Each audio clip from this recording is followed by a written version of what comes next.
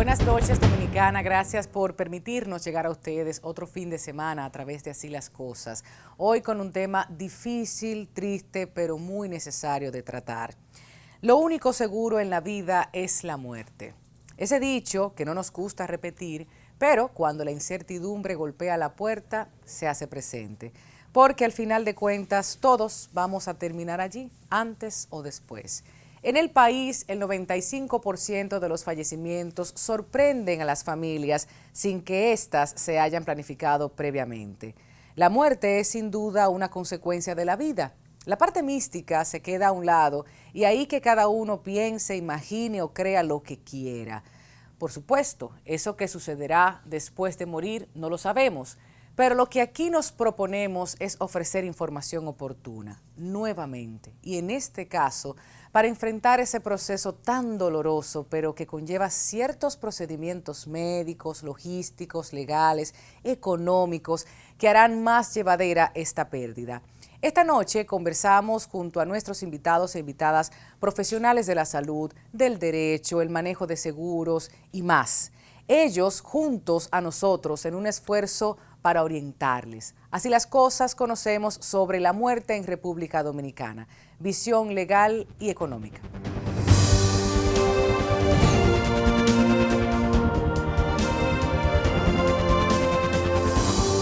Un placer para nosotros en Así las Cosas recibir al doctor Sergio Sarita Valdés, toda una institución en la República Dominicana, patólogo forense y exdirector del Instituto Nacional de Patología Forense. Debemos hablar de las principales causas de muerte, de qué tantas muertes tenemos en República Dominicana, atendiendo a distintas poblaciones, obviamente, para abordar en sentido amplio este tema que es doloroso, es muy triste, es complejo, pero como decíamos al inicio, lo único seguro, la muerte. Bienvenido, gracias por recibir nuestra invitación. Y gracias a ti por haberme cursado esta invitación. Muertes en República Dominicana. Vamos a hablar de números aproximados, porque sabemos que tenemos estadísticas, pero no tan exactas. Si tú miras desde el punto de vista de los casos que se le hace autopsia, tú tienes ahora mismo rondando más de 3.000 autopsias que se hacen al año. Pero hay un sesgo porque esas son prácticamente casi todas violentas y solamente las no violentas son la llamada muerte súbita, muerte repentina, que no se sabe exactamente de qué murió la persona y no se tiene el dato exacto y hay que hacer la autopsia. Pero son más las muertes que no se hace autopsia, que son muertes naturales, que son las que están ocurriendo en las casas, en las clínicas, en los hospitales. Yo, por ejemplo, trabajo en un instituto oncológico, Heriberto Peter. Ahí llegan personas en etapas muy avanzadas de cáncer, desgraciadamente, y muchas prefieren morir en sus casas, porque saben que tienen una enfermedad terminal. Algunas son llevadas a la emergencia ya en estado casi agónico y otros van a cuidados intensivos. Pero si tú mira el movimiento total, tú vas a ver que en República Dominicana tenemos un índice de muertes maternas, es decir, muerte de mujer embarazada durante el parto, después del parto, en los primeros 40 días, muy alta. Doctor, entonces tenemos enfermedades cardiovasculares, muchos tipos de cáncer, diabetes, enfermedades respiratorias como principales causas naturales. Sí, y gastrointestinales, es decir, entiéndase, las diarreas, especialmente en niños, y en las infecciones ahora estamos teniendo más tuberculosis y sida de la cuenta. Y si tú tomas, por ejemplo, la población carcelaria, es una población que está teniendo cólera, y muchas de estas enfermedades son pasadas por el agua. El cuerpo habla, ha dicho usted en múltiples ocasiones. ¿Por qué tan importante es realizar el procedimiento completo, transparente, científico, con todo lo que implica la autopsia? Porque cuando aparece un muerto, hay un cuestionamiento de qué pasó. Y si la muerte es violenta, entonces interesa muchísimo saber a quién le favorece la muerte de esta persona o quién estaría interesado en que fulano no esté vivo. Entonces la investigación es indispensable para saber si esa persona se mató, la mataron. ¿Cómo la mataron? ¿De qué forma? ¿Si hubo odio? ¿Si no hubo? Entonces tú tienes que determinar primero si tienes evidencia o no de violencia física, golpe, tiro, puñalada, palo, pedrada, sofocación, asfixias, estrangulación, o si tiene envenenamiento. Los envenenamientos usualmente corresponden a suicidio. No quiere decir que a una persona no la puedan envenenar, pero la práctica nos dice a nosotros que tú no comes de la mano de alguien que tú no confías o conoces. Hablamos de cremación en República Dominicana. ¿Esos procedimientos qué tan comunes son? ¿La gente elige o no? No es muy común, pero se está mirando una ola increciente, especialmente en clase media y clase media alta. Está recurriendo a la cremación.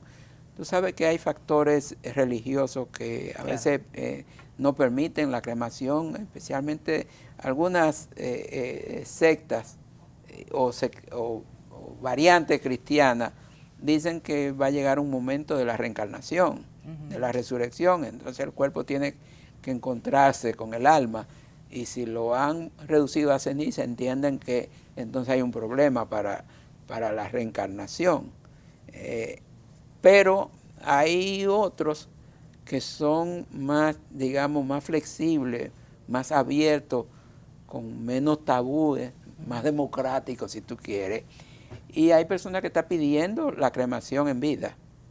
Y ya incluso hay personas con tanto desarrollo en términos de ver el fenómeno de vida y muerte como una unidad, que tan pronto tú naces, llega un momento que tú te das cuenta que si naciste un día te vas a morir.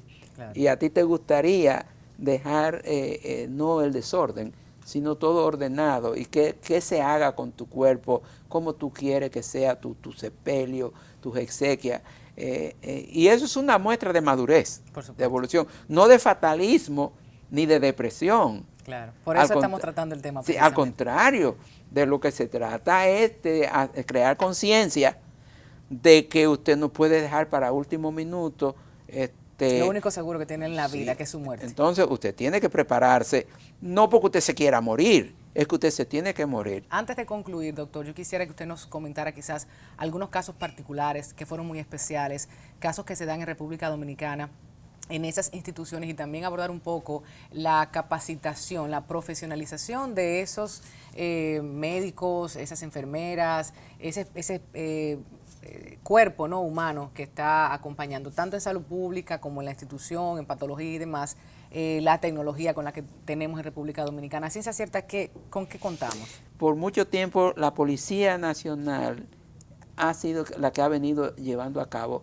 la investigación de muerte, y muchas de esas muertes han sido producidas por policía. Entonces usted no puede ser juez y parte. Claro, y por eso había muchísimos casos que la policía decía que había ocurrido un enfrentamiento, y cuando nosotros hacíamos las autopsias encontrábamos que los tiros estaban por la espalda. Entonces yo decía, cambien el término de enfrentamiento y pongan más espaldamiento, que sería más apropiado. Claro. En la República Dominicana, en el año 1996, nosotros creamos una escuela de formación de médico forense que ha estado generando desde ese tiempo, es un programa de 3 años que ahora es de 4 años, pero cada 4 años, y ya ahora, por tanto, como empezó en el 96, desde el 2000 se han estado produciendo entre 6 y 9 médicos forenses para el país. Ahora, el plan era que en cada municipio nosotros contáramos con un equipo de médicos forenses para hacer todos los levantamientos de muerte y tenía un registro concreto de la cantidad de personas que mueren en el país, cuánta violenta y cuánto no violenta. ¿Qué ha pasado? Bueno, que como todo, el pastel de la asignación presupuestaria para ese tema no ha contado con lo que se llama la voluntad política. Y si no hay una voluntad política, entonces no van a aparecer los fondos. Entonces tú tienes que las autopsias se están haciendo en la capital, alguna que otra en San Francisco de Macorís, otras se hacen en Santiago, unas se hacen en San Pedro de Macorís y en Asua, y el resto del país no cuenta. Es decir, el que se murió en Montecristi hay que trasladarlo a Santiago. El que se murió en Barahona hay que llevarlo a Azua. El que se murió en San Juan hay que llevarlo a Azua. El que se murió en Elías Piña, el que se murió en Higüey hay que llevarlo a San Pedro de Macorís. Con muchas limitantes, porque esos lugares realmente son las morgues de hospitales. No hay un edificio que tú digas, este es el edificio de patología donde se hacen las autopsias. Es un morgue de hospitales con poco equipo y con poca tecnología, entonces muy rústico, pero es muy difícil, tú vas contracorriente. Para mí lo más frustrante es que yo pensé, siendo como soy un PLDista, digo un gobierno PLDista, vamos, de robo. Claro, tendremos lo que necesitamos. Al revés, al revés. Durante los gobiernos del PRD nosotros tuvimos más apoyo para desarrollar esto, porque recuerdo a don Américo Espinal Huet, que fue Procurador General de la República, que ayudó muchísimo a crear el Instituto de Patología Forense. De ahí para acá, óigame, es una lucha contracorriente, digo yo, pero no hace sentido. Sigamos contracorriente, doctor, eso es lo que nos toca a todos y a todas, los que son más adultos y experimentados en la materia, los que simplemente queremos tratar los temas, los jóvenes que venimos detrás, porque el activismo es una forma de vida y desde los medios de comunicación también lo hacemos. La muerte como tal también es política y lo acabamos de ver y tiene una intención que debe manifestarse día a día, y la dignidad humana trasciende el despegarse del cuerpo, el alma y todos esos criterios que usted quiera describir, pero sí, hablemos en adelante del aspecto pecuniario, el aspecto económico, la herencia. Vamos a conocer cómo llevar estos procesos, porque créanme que cuando fallece papá, mamá, la esposa o la esposa, ahí la familia tiene un problemón. Gracias mil, autoridad en República Dominicana, por estar con nosotros en Así las Cosas. Y espero que se repita la visita. Un placer. Después de la publicidad, a las órdenes.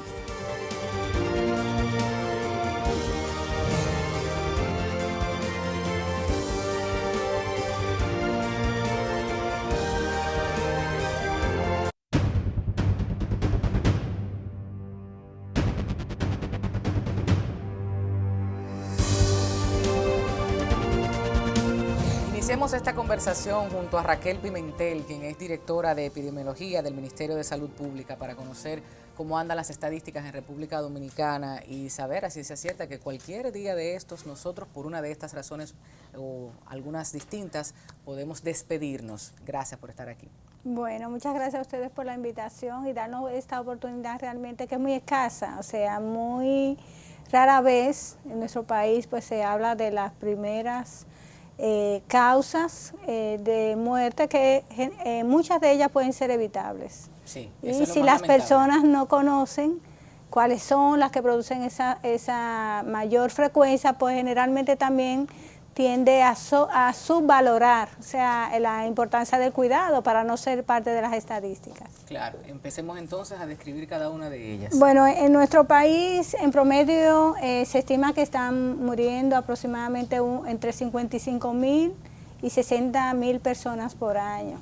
Por eso es tener esa cifra por cualquier causa, independientemente de la edad, el sexo, el lugar donde ocurra la muerte, siempre y cuando ocurra en el territorio dominicano, vamos a estar formando parte de estas estadísticas, entre 55.000 y 60.000 muertes por año. ¿Se contrarresta con los nacidos vivos? Bueno, los nacimientos están aproximadamente entre 190 y 200.000 nacimientos por año, porque de manera contraria los nacimientos están teniendo una desaceleración.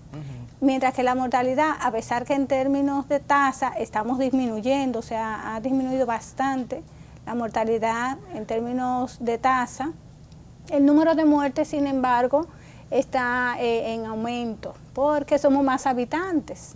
Y eso, hay una frecuencia determinada de unas 5.6 a 6 muertes por cada 100.000 habitantes. Señora Pimentel, ¿cómo se hace el procedimiento una vez la persona fallece, ya sea por un accidente en las calles, avenidas de la República Dominicana, en su cama, en un hospital, en una clínica? ¿Cómo es ese proceso? Bueno, lo que está pautado, que es una normativa del Ministerio de Salud, que toda persona que fallece, esa muerte debe ser certificada en primera intención por el médico tratante. O sea, una persona que tiene una enfermedad conocida, que está recibiendo un seguimiento médico, pues cuando fallece, la certificación de esa muerte debe ser contactada por este médico, que generalmente conoce las causas y cómo se dio la cadena de acontecimientos que llevó a la muerte. En segunda instancia, puede ser que sea una persona que no esté bajo tratamiento, pero que en un momento de eventualidad, por ejemplo, una complicación, puede llegar a un servicio de salud donde no conocen cuál fue su cadena de acontecimientos. Y a veces muchas veces las personas ni siquiera sabían que estaban enfermas. Por ejemplo, una persona que le dio un infarto fulminante y que no estaba siendo tratada como hipertensa, puede caer en este grupo. En este caso, le toca certificar la muerte a la persona que trata, al médico que trata a esa persona en esa eventualidad, o en el centro de salud correspondiente. En otras circunstancias, la persona es dada de alta a su casa, pero con conocimiento de causa de que esa persona está agravada generalmente y que ya probablemente le quedan pocos días, lo que le llama a la comunidad el desahucio, o sea, me desahuciaron para entonces ir a morir a la casa. La responsabilidad sigue siendo parte del médico tratante o del establecimiento que conocía la condición por la cual esa persona ya fue enviada a su casa a completar sus últimos días, porque realmente no es nada racional mantener una cama ocupada para salvar vidas, para esperar la muerte, que en algunos casos está sentenciada. Estamos hablando de esas personas que, por más que se hacen esfuerzos, es difícil garantizar que van a vivir. O la persona solicita estar, y muchas veces, ¿no?, si las camas están ocupadas por esta cantidad de personas, pues no van a poder otras personas, por causas que sí se pueden evitar que fallezcan, pues esas camas van a estar ocupadas. Entonces, por eso muchas veces se da la opción, ¿no?, y se le da de alta. Y si ocurre, recomendada, podemos decir, a los pacientes. Por un accidente, por ejemplo, cosa que no queremos tratar. En el caso de las muertes violentas, eso incluye a las violencias interpersonal, los suicidios, los homicidios, accidentes de tránsito, e incluso permítame decir, los alarmantes feminicidios. Bueno, está dentro de la categoría de los homicidios, ¿no? Porque la intención de una segunda persona, en este caso, puede ser tipificado como feminicidio o otro tipo de homicidios. En el caso de estas personas, hay una ley específica donde se excluye a esta categoría de la muerte para los médicos en general. Solamente los médicos legistas pueden certificar este tipo de muerte. O sea, ningún médico que no sea legista, médico forense, no podría certificar estas muertes de causas externas. Y también certificación. Y se incluye aquí, estamos hablando de la certificación, que es la constancia que dice Raquel Pimentel murió a tal hora, a tal fecha, por tales causas, y con unas características demográficas que es la que me distinguen como ciudadano. En el caso de muertes, donde la causa no es conocida, por ejemplo, Raquel Pimentel estaba durmiendo en su casa y amaneció muerta, y no hay evidencia de ninguna naturaleza que indique por qué Raquel Pimentel falleció, pues esa situación también amerita la intervención de un médico legista o médico forense para determinar la causa de muerte. Son las causas de muerte en las que un médico general o especialista que generalmente tratan a las personas vivas, pues no podrían certificar la muerte. ¿Y cuáles son las otras instituciones que convergen en el levantamiento de información, el llenar todas esas estadísticas? Bueno, en primera instancia, el personal de salud. En el caso de las causas externas que ya he mencionado o causas desconocidas, el personal de forense, de patología forense. Y luego viene, eso es para la certificación. La gente generalmente confunde la certificación con el acta de defunción. La certificación es la que da constancia de que usted murió y hay un profesional que tiene conocimiento de las causas que llevaron a esa muerte, y el acta es el trámite ya legal que se hace ante la Junta para, nosotros decimos así, poner al día lo que es el padrón de ciudadanos, ¿no? En cuanto a el estatus que tiene esa persona en la población. Entonces, no siempre se completa. Generalmente, cuando se completa, se hace estimulado por el requerimiento de herencias. Una persona que quiera asegurarse de que va a heredar puede hacer los trámites, pero en la mayoría de las veces, por cada 2 personas que fallecen, solo uno va a tener el acta de defunción, porque generalmente debe haber como cierto incentivo para hacer el acta. Desde el punto de vista estadístico, el que nosotros utilizamos para seguir la evolución de la mortalidad de sus causas es la certificación, no el acta, porque en el acta no se da constancia de la causa, sino de que Raquel Pimentel falleció y lo hizo en tal fecha, en tal ciudad. Por tanto, eso para fines de padrón electoral y otros propósitos legales, de reclamos de herencia, pues también ese es el trámite que está... Pero debería de alguna forma, digo yo, obligársele, ¿no?, a la familia, a los dependientes a realizarla, porque también para fines electorales pudiera presentar un inconveniente allí, yo creo. Bueno, esto ya es una política de la Junta Central Electoral y dependiendo del nivel de desarrollo también, desde el punto de vista tecnológico y del conocimiento que las personas tienen y las condiciones de ciudadanía también, claro, pueden establecerse este tipo de normativa. Pero en el caso del Ministerio de Salud, sí es obligatorio que cada persona que fallezca, incluyendo a un bebé que acaba de nacer y al minuto de nacer falleció, a ese bebé hay que llenarle su acta de nacimiento, certificado de nacimiento y consecuentemente su certificado de defunción, y ni siquiera un bebé que duró apenas unos minutos de vida y debe completarse. En esa situación generalmente no se hace y es donde tenemos que poner más esfuerzo, pero cuando las personas logran insertarse a la sociedad, pues generalmente van a tener una mayor cobertura de ambas certificaciones, al nacimiento y al fallecimiento también. Yo no quiero que usted abandone este espacio sin compartir con nosotros la información que tiene allí. Bueno, yo te había dicho, Tatiana, que en promedio fallecen entre unos 55.000 a 60.000 personas en el territorio dominicano anualmente, y de esas se destaca, entre las primeras causas, podemos decir de cada 5 muertes, una va a ser por una enfermedad isquémica del corazón, o sea, muy vinculada por los padecimientos de hipertensión y los problemas cardiovasculares. En segundo orden, también están los accidentes cerebrovasculares, lo que la gente llama derrame comúnmente, cuando hay sangrado dentro de la cavidad craneana, lo que llaman derrame cerebral.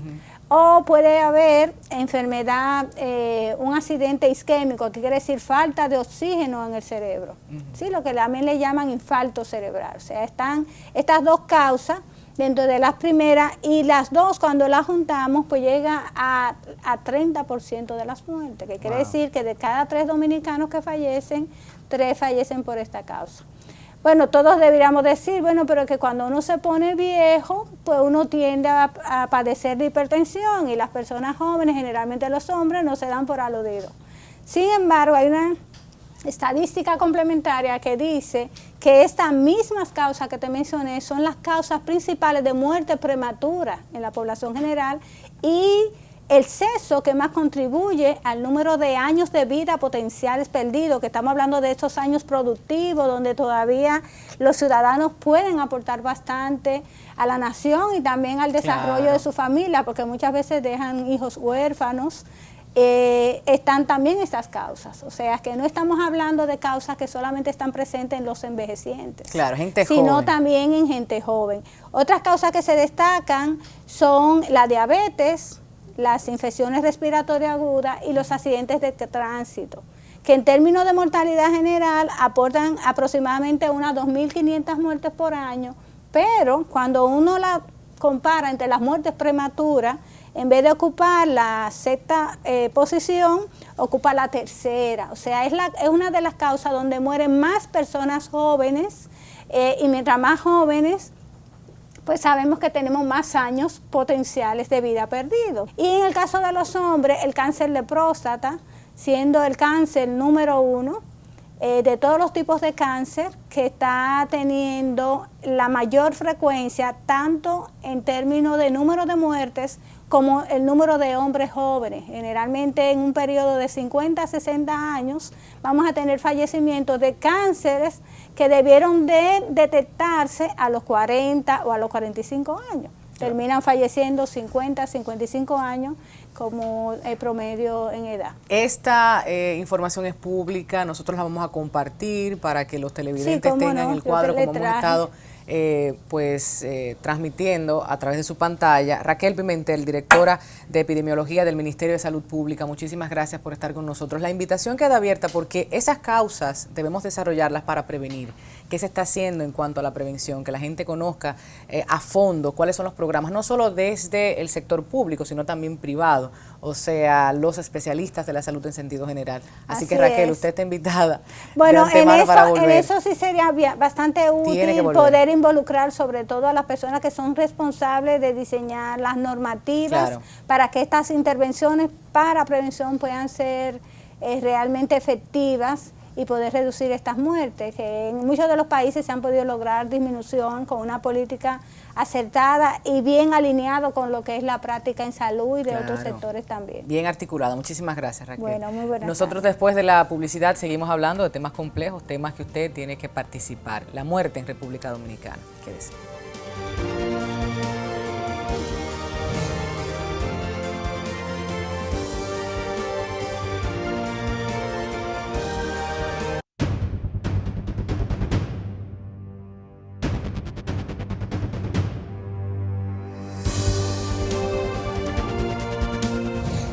Conflictivo pero necesario, hablar de la muerte en República Dominicana, ya pasando un poco las estadísticas, la situación de salud pública en nuestro país, desde patología forense, las principales causas de muerte. Llegamos a la familia, se nos fue papá, se nos fue mamá, mi esposa, mi esposo, y ahora, ¿qué hacemos con estos bienes? ¿Qué le toca a cada quien? ¿Cuál es el procedimiento? Situaciones que la gente no quiere enfrentar o no quiere conversar mientras haya cierta armonía en la familia. Pero y luego, ustedes saben lo que ha pasado. Para mí es un enorme placer recibir aquí en Así las Cosas por primera vez, y ojalá no sea la última, porque es todo un especialista y con mucha cordialidad ha accedido a nuestra invitación. El doctor Berman P. Ceballos Leiva, graduado en Estadística, en Contabilidad y Auditoría, en Derecho y con una maestría en Derecho Empresarial y Legislación Económica en la UAS, la UNFU y la Pucamaima respectivamente. Imparte docencia en las maestrías de Derecho Civil y Procedimiento Civil en la UAS desde el año 2010. Es importante saber que en la materia de Derecho Sucesoral es todo un experto. Tiene diplomados en la Gaceta Judicial sobre la misma materia y hoy está con nosotros para hablar a manera profunda, pero sencilla, sobre qué hacer después de la muerte. Bienvenido. Gracias por la invitación. Si no hay patrimonio, no hay que hacer ninguna actuación en la Dirección General de Impuestos Internos, pero hay leyes que prevén indemnizaciones para esa persona. Si es un empleado privado, tiene que investigarse en la Seguridad Social. La Ley de Seguridad Social, el artículo 51, que establece una pensión para la compañera supérstite, ya sea casada o ya sea en unión de concubinato. ¿Concubinato que entra después de los 5 o 3 años? Corríjame ahí. Pero eso depende. Si es una relación estable, permanente, singular, que tenga ciertos años, pero si nace un hijo en el proceso de los 2 años, 3 años, ya ese concubinato se consolidó. Okay. Si no hay hijos, se prefiere que se tenga el periodo de 5 años. Estamos hablando de que conviven juntos, en un mismo techo. Y que sea una unión singular, o sea, que no haya una poligamia, que no haya un matrimonio persistente, que esos concubinos no tengan ningún impedimento para contraer nupcias el día que ellos lo deseen. En buen dominicano, y discúlpeme, tengo que decirlo, la querida no entra ahí. No entra ahí. Okay. No, una persona que está casada y tiene una querida, que se olvide, porque hay un matrimonio con todas las reglas de la ley. Si tuvo un hijo, pues sí al hijo. Si tiene un hijo con esa persona con la cual convive, ese hijo tiene todas las condiciones para ser heredero. Claro. Tiene toda la vocación, con la misma caridad y en la misma proporción que reciben los hijos del matrimonio. Y esto se hace a través de la prueba de ADN, en caso de que papá no haya declarado como su hijo legítimo o hija. Si no lo ha declarado, entonces la persona tendrá que demandar en filiación y inmediatamente el juez va a ordenar que se le haga la prueba del ADN. ¿Complejo ese proceso, doctor?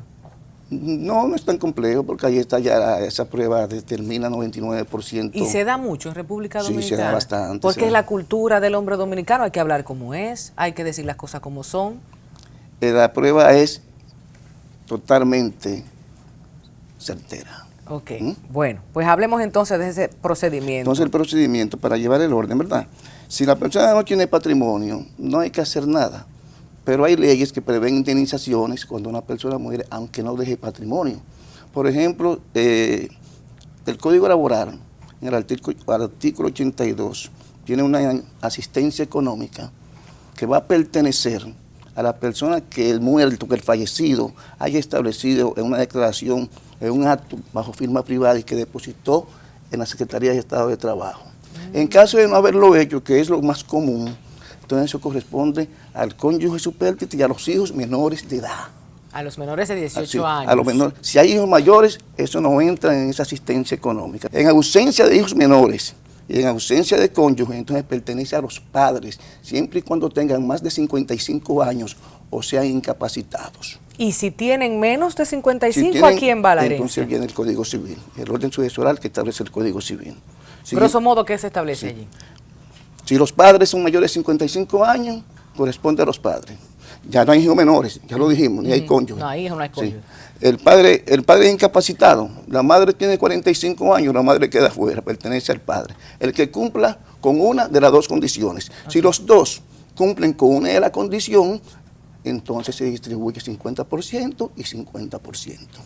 Okay. Si no hay padres que cumplan con esa condición, que los dos son menores de 55 años y no son inválidos, entonces entre el orden sucesoral establecido en el Código Civil. ¿Y a quién le queda eso? Eso va a depender, porque si hay hijos mayores de edad, a los hijos mayores de edad. Okay. Si no hay hijos mayores de edad, no hay hijos menores, entonces vamos a tocarlo cuando veamos las órdenes sucesorales, que va a corresponder a los hermanos colaterales privilegiados. Cada hijo que tiene se llama línea, o sea que una persona tiene tantas líneas como hijos tenga. Esos son sus únicos herederos. Y en caso de un hijo premuerto, o sea, un hijo que murió primero, entonces entran vía representación los descendientes que éste dejó en primer grado, y así sucesivamente hasta el infinito. Cuando hay descendencia directa, que nadie aspire. Nadie tiene un centavo en el patrimonio relicto, en los bienes relictos que dejó esa persona. ¿El cónyuge? El cónyuge no tiene herencias hasta que no se agote en la primera orden, segunda orden, tercera orden y cuarta orden, que va a estar en el grado número 12. Ahora, si están bajo la comunidad de bienes, ella es dueña. Yo digo dueña porque siempre quiero que el hombre muera primero. Entiendo. El cónyuge supérstite es dueño del 50%, pero no como heredero, sino en calidad de copropietaria de la comunidad de bienes, de los bienes que entraron en la comunidad. Claro. Esa es la primera orden. Cuando no hay hijos ni descendientes de hijos, entonces entra la segunda orden. ¿Quiénes la componen? Arriba los padres y abajo los hermanos, que se llaman colaterales privilegiados. Okay. Y los hijos de los hermanos premuertos, los hermanos que han muerto primero, el decujo, como se le llama al fallecido, los sobrinos de él entran a representar a su papá. O sea que si yo tengo un hermano, yo morí sin descendencia, un hermano mío murió primero que yo, dejó a un descendiente en el 5º grado, ese sobrino mío en el 5º grado va a recibir, puede recibir parte de mi patrimonio, porque aquí hay una situación que no lo dije ahorita. Los herederos en primera orden tienen una legítima hereditaria. Okay. Tienen una legítima que va de un 50% cuando se tiene un solo hijo. O sea que el que tiene un solo hijo tiene que dejar mínimamente el 50%. Con el otro 50% puede disponer libremente de él, ya sea vía testamento, ya sea vía donación. Si tiene 2 hijos, a cada hijo de eso legalmente le corresponde un 33%. Y él tiene un 33% para testarlo o donarlo. Si no lo testa ni lo dona, pertenece a los hijos, por supuesto. Okay. Si tiene 3 hijos o más, él tiene una parte libremente disponible de un 25% y el 75% para todos los demás hijos. Si no testa ese 25%, todos de los hijos. Okay. En ausencia de hijos, que entramos a la segunda orden, entonces los padres tienen una legítima. Cada uno tiene un 25%. Y el resto, el 50%, porque los hermanos no tienen legítima, él lo puede testar libremente y los hermanos no tienen nada que reclamar. Lo que él no teste de ese 50%, entonces corresponde a los hermanos. Okay. Me explico. Si yo muero sin descendencia, mi mamá 25, mi papá 25, del 50 que me queda, si testé 40 a favor tuyo, a mis hermanos solamente le corresponde el 10. Si yo tengo un solo hijo, yo testé el 75% a favor tuyo, yo lesioné la parte legal de mi hijo, su reserva. La lesioné en cuánto? En un 25, porque me cedí en eso. Entonces yo demando en reducción ese testamento, a menos que tú amigablemente no quieras devolverle a mi hijo el 25% que te cedí en exceso. Amigablemente, después de que un abogado experto en la materia te Claro, diga, mira, estas son las vías. Estas son las vías. No vamos a un conflicto. Bueno, yo que imparto esta materia, tengo ya 10 años en esto, siempre le digo a los herederos que no es necesario llegar al litigio. ¿Qué pasa entonces, doctor, cuando le di en vida más a uno de mis hijos que a otros, o le di más al esposo, Sí. le di más a alguien, y esto incluye vehículos, inmuebles, estudios, hasta de alguna manera alguna subvención económica? Ok. Fíjese, yo puedo tener dos hijos, y yo tengo, dijimos, libremente disponible el 33%, porque a cada uno de ellos legalmente le corresponde 33 y 33. Con ese 33, yo puedo testárselo a cualquiera de los dos hijos. Quizás el que es enfermizo, hago un testamento, un instrumento, un testamento, ya le dejo el 66%. El otro hijo no tiene de qué quejarse, porque ese 33% yo lo tengo libremente para disponer de ello a mi antojo. Ahora bien, si no lo dejé por testamento, Tania es mi hija, se va a casar y yo quiero regalarle un apartamento. Ya yo no hice testamento, yo te regalé un apartamento.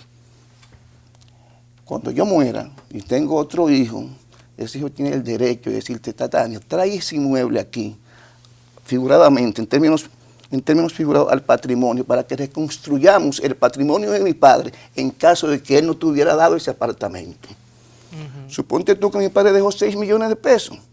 Perdón, yo como padre dejé 6 millones de pesos, entonces traemos tu apartamento figuradamente al patrimonio en las condiciones de ayer, al precio de hoy, y el apartamento vale 4 millones ahora. 6 y 4, 10. 10 entre 2 a 5. Tú tienes 4 en el apartamento. De los 6 que quedan, la otra hija mía solamente te va a entregar 1 millón. Exacto. Eso se llama en derecho sucesorio colación. La colación. Para buscar el equilibrio y cumplir con una de las características del derecho sucesorio dominicano, que todos los hijos tocan igual, siempre y cuando usted no haga uso de su parte libremente disponible para favorecer a uno de ellos. En conclusión, para colacionar hay que ser heredero y haber sido beneficiado en vida por el padre. Y con otra condición de que el padre no dispense esa mejora que se hizo. Si yo dispenso el apartamento que te digo, está dispensado para colacionar. No colacionas, no lo traes, siempre y cuando no lesione la legítima hereditaria. Casos particulares importantes de que la gente se lleve en esta conversación, porque no hablamos de dinero, o sea, hablamos de que te pertenece, porque tu papá, tu mamá, tu esposo, tu esposa, y son muchos los conflictos que hemos escuchado, Sí. que se dan no solo en el país, a nivel internacional también. Cosas importantes que la gente tiene que saber en este espacio sobre la muerte y el testamento, los bienes sucesorales y demás. Por ejemplo, el padre muere en el transcurso de la gestación de la madre, en el transcurso de los 180 o 300 días que se establecen para que una mujer pare después que ha sido, después que está grávida, después que queda en estado, y él no tiene más hijos, ese niño respiró y murió al instante. El patrimonio del Señor es de ese único hijo, aunque haya muerto el segundo. Y posteriormente se abre la sucesión del niño y esos bienes van a parar a su madre un 50% y a sus otros hermanos de madre. Pero dije que no tenía más hijos el Señor. Fíjese como el patrimonio del Señor, que a lo mejor tenía hermanos que lo querían mucho, tenían su papá y su mamá, ha ido a parar a una familia que apenas conoce y poco importa que ese niño sea el producto de una relación furtiva. Claro, claro. A mí me interesaría en ese mismo orden especificar algo, doctor, y es el caso de cuando tenemos que reclamar algunos seguros de vida o, bueno, hacer la repartición propiamente como usted lo explica. Si ese niño nació, debemos esperar, bueno, o debemos esperar a que nazca para que junto con los demás hermanos se haga la repartición. Me explico, falleció a los 6 meses, hay que esperar hasta los 9 para hacer ese proceso legal. Claro, porque fíjese, una persona puede suscribir un seguro de vida para que en caso que muera, cuando él muera, se beneficie el que está gestado, porque ya dijimos que el concebido se reputa como nacido para todo aquello que es de su beneficio. Pero para todo ello hay que esperar el nacimiento. Hay que esperar el nacimiento. De ese segundo hijo. De ese segundo. Okay. Y si eres el único beneficiario, eres el único dueño de esa indemnización, de la suma que aseguró, aunque tenga más hermanos.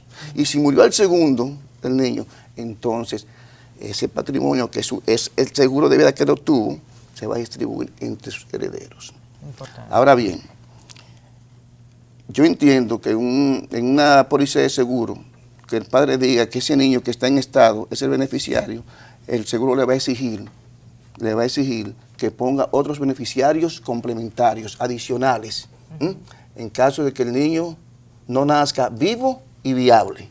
Porque si el niño no nace vivo y viable, no va a recibir el beneficio de la póliza de seguro. Entonces vendrán las segundas personas que él dejó como heredero. Y en cuyo caso, que no lo haya dicho, entiendo entonces que le va a corresponder a los herederos del asegurado.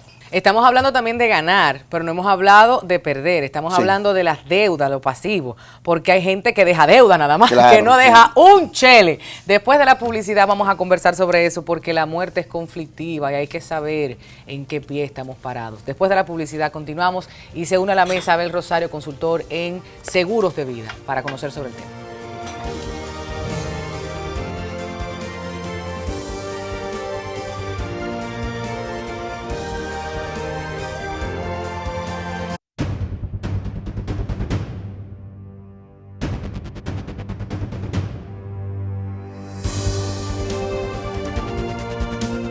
De regreso en Así las Cosas, gracias por permanecer en sintonía y ser parte de esta conversación. La muerte en República Dominicana, las implicaciones legales, desde el aspecto de la salud también hemos hablado, ahora el seguro de vida, esa falta de cultura de contratar un seguro de vida que es tan importante tenerlo. El doctor Berman P. Ceballos Leiva, y ahora se une a la mesa Abel Rosario, quien es consultor de seguros, para ampliar un poco esta conversación. Abel, bienvenido. Antes de hablar de ese aspecto, dejamos, antes de irnos a la publicidad, una cuestión importantísima, los pasivos, las deudas, porque no todo el mundo deja beneficios, sino también algunos perjuicios. Bueno, yo me río porque, óyeme, no es cómico, pero la gente tiene que investigar bien todo este aspecto. Dígame, doctor.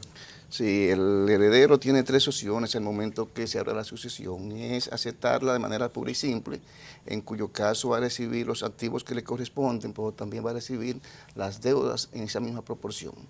Tiene también la opción de recibir la beneficio de inventario. Yo recibo estos bienes, pero yo respondo solamente cuando yo los haga líquidos por el monto de ellos para pagar a los acreedores. Si no alcanza para pagar, los acreedores se van a recibir a prorrata el producto de esos bienes que recibió. Y por último es renunciar a la sucesión. Cuando renuncia a la sucesión, no tiene ningún tipo de responsabilidad, es como si no existiera ese señor. E incluso, si hay bienes posteriormente, la sucesión no resulta insolvente, esos bienes van a ensanchar a aquellos con los cuales él compartía la sucesión. Me explico, 3 hermanos, uno renunció, la sucesión completa de esos 2 hermanos, 3 hijos que yo tenga. Pero en vida tiene que ser. Se renuncia en vida, sí, porque no se puede ejercer el derecho hereditario sobre el patrimonio de una persona que no ha fallecido. Pero en el caso del seguro médico, qué importante sostener esta conversación, porque aparte de que no hay una cultura para contratar... Seguro de vida. Seguro de vida, discúlpame. El seguro de vida, que la gente no lo contrata, también debemos decir que existen cuotas que el dominicano, con lo que se compra una botella de ron, una cervecita para disfrutar el fin de semana, puede pagarlo. Realmente aquí en República Dominicana no hay cultura del seguro, ni siquiera de seguro de salud, mucho menos de vida. De toda la región, este es uno de los países que menos cultura tiene de seguro. Wow. Yo diría que menos de un 10% de la población está asegurado en vida. Menos de un 10%. Menos de un 10%. En vida. Y estoy diciendo un 10% porque hay seguro de vida que automáticamente te lo ponen ahí para que tú lo cojas, o lo coges o lo tienes que coger. Cuando tú tomas un préstamo hipotecario o una tarjeta o tienes algún tipo de deuda con una persona que te hizo un préstamo, te hacen firmar un seguro de vida por si tú faltas, ese seguro pague esa deuda. Pero ¿Qué pasa cuando paga esa deuda, por ejemplo, en el caso de una tarjeta de crédito, en el caso de una propiedad hipotecaria, de un inmueble? Cuando paga esa deuda, hay más deudas. Ahí entra, por ejemplo, el tema de los impuestos sucesorales. Si una persona tiene muchas propiedades, son muchos impuestos sucesorales que tiene que pagar. Y muchas veces la persona que recibe el beneficio que heredó todos esos inmuebles de esa persona, no tiene la liquidez para pagar eso. O sea, que estamos hablando de que mucha gente lo contrata inclusive para pagar estos Impuestos gastos. sucesorales. ¿Desde qué precio a qué precio puede rondar en el mercado dominicano para clase media? Lo que pasa es que hay dos tipos, hay que englobar, hay dos tipos de seguros básicamente. Lo que son a término, que tú pagas por una prima, por un monto asegurado, y lo que son seguros universales, que te permiten generar valores de rescate. Estos seguros, al mismo tiempo que tú vas pagando por estar protegido, tú en un futuro puedes disponer de estos valores que tú vas acumulando. Como si fuera una cuenta de ahorro. Como si fuera una cuenta de ahorro, vamos a decirlo así. Entonces, un seguro de vida, dependiendo también del monto, pero básicamente un dominicano, si deja de beberse 2 cervezas en un mes, puede contratar una póliza de seguro de vida en vez de 500 mil pesos. Okay. Que 500 mil pesos le puede resolver, le puede quitar un problema a los hijos, a la mujer, a los familiares que tengan. A la hora de tú contratar el seguro, tú pones tu beneficiario. Esa persona, el asegurado, tiene el derecho de cambiar los beneficiarios todas las veces que quiera en el transcurso de la vida.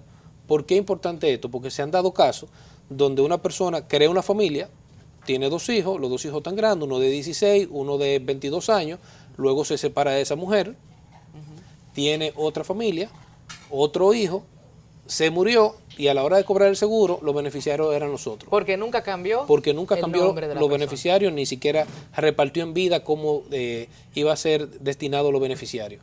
Y eso causa mucho problema.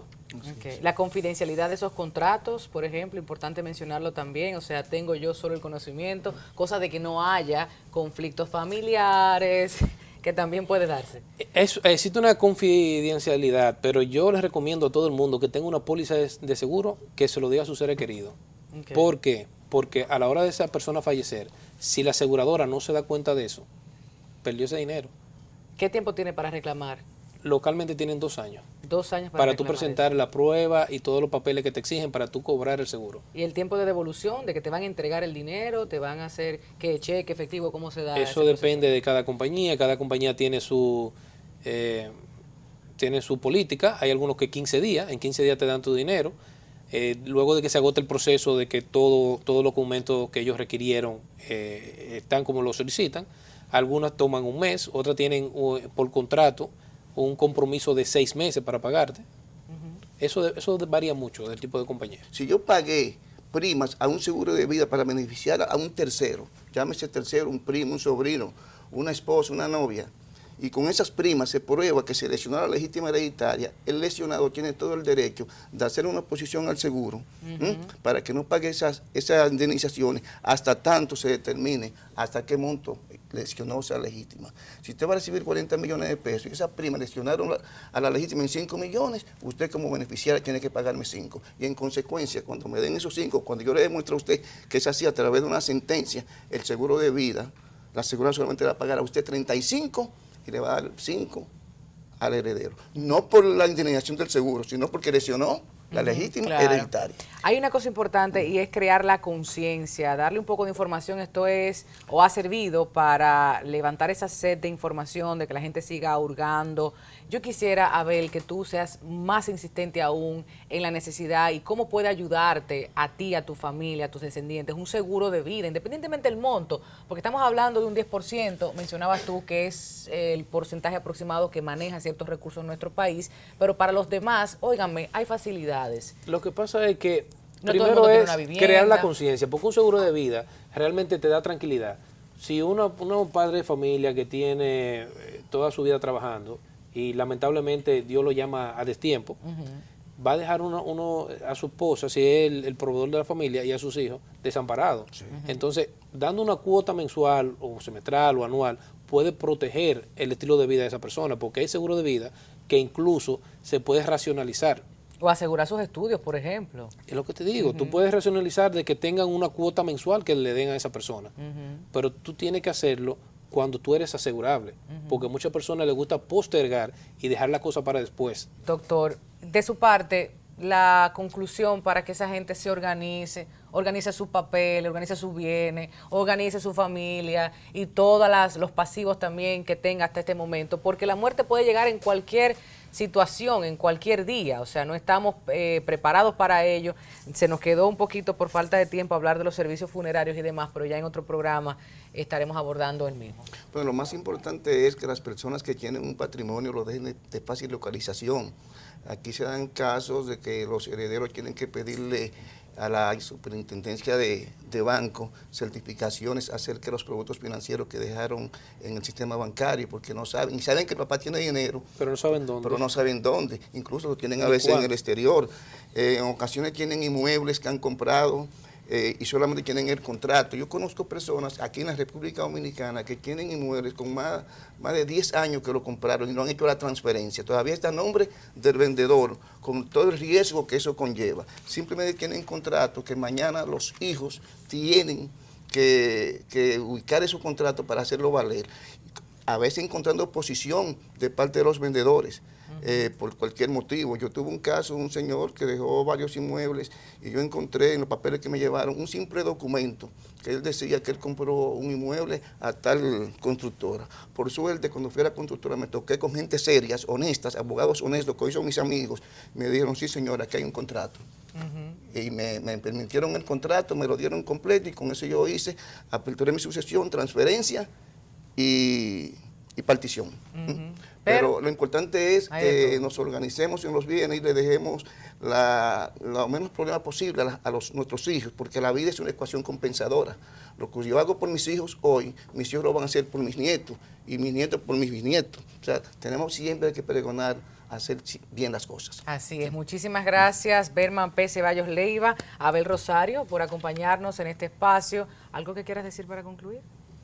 No, simplemente que busquen información y que abran esa concientización de sacar un seguro, que lean. Claro, para eso el consultor, para eso el especialista, ¿verdad? Están aquí. Muchas gracias por acompañarnos. La próxima semana nos reencontramos en Así las Cosas, mientras siga disfrutando de la programación de Teleradio América. Buenas noches.